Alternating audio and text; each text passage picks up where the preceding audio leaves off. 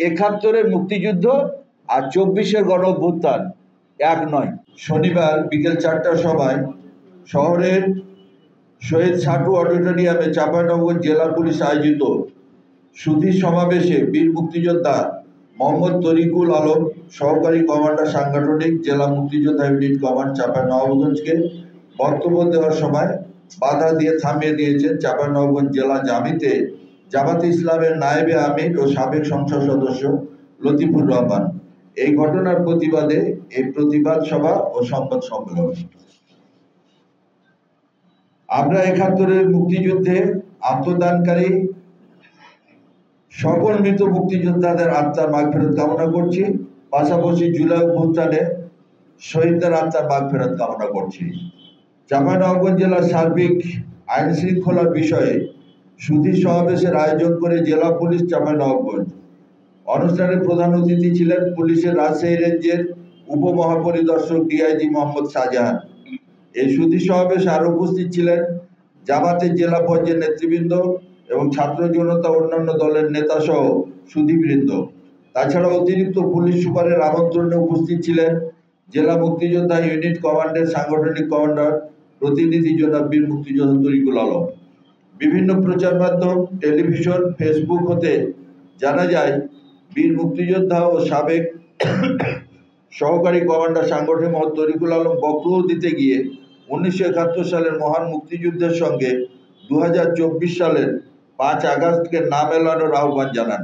এ সময় সামনের সারিতে বসা জামাত নেতা লতিফুর রহমান উত্তেজিত হয়ে আঙ্গুল উঁচিয়ে বীর মুক্তিযোদ্ধার তরিকুল আলমের দিকে তেড়ে আসেন। চিৎকার করে প্রতিবাদ জানিয়ে জোরপূর্বক বক্তব্য বন্ধ করতে বাধ্য করেন। তরিকুল সাহেব তার বক্তব্য শেষ করার জন্য অনুরোধ জানালেও শেষ পর্যন্ত কোনো বক্তব্য রাখতে পারেন নাই এবং জেলা পুলিশ তখন নীরব ভূমিকা পালন করেন। বিষয়টি আমাদের জন্য লজ্জাজনক এবং হতাশাব্যঞ্জক।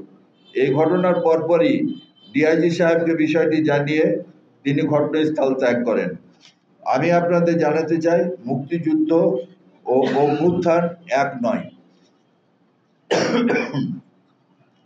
এই প্রতিবাদ সভা ও সংবাদ সম্মেলনের মাধ্যমে জেলা পুলিশ আয়োজিত সুধী সমাবেশে মুক্তিযোদ্ধাদের প্রতি এরূপ বিরূপ আচরণ ও কটাক্ষের তীব্র প্রতিবাদ জানাচ্ছি এবং স্বরাষ্ট্র মন্ত্রণালয় ও মুক্তিযুদ্ধ বিষয়ক মন্ত্রণালয়কে প্রয়োজনীয় ব্যবস্থা গ্রহণের জন্য অনুরোধ জানাচ্ছি।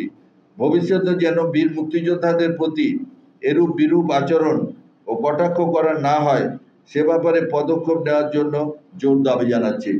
আমার মনে হয় যে আমার যে বিষয়টা ঘটেছে, আমার সকল সাংবাদিক বৃন্দ সহ বাংলাদেশের সকল সচেতন জনগণ এটা ফেসবুক লাইভ সহ টেলিভিশনের পর্দায় আপনারা বিষয়টা দেখেছেন যে আমি প্রকৃতপক্ষে যা বলেছি A to Z তা সকলের সামনে প্রকাশিত হয়েছে।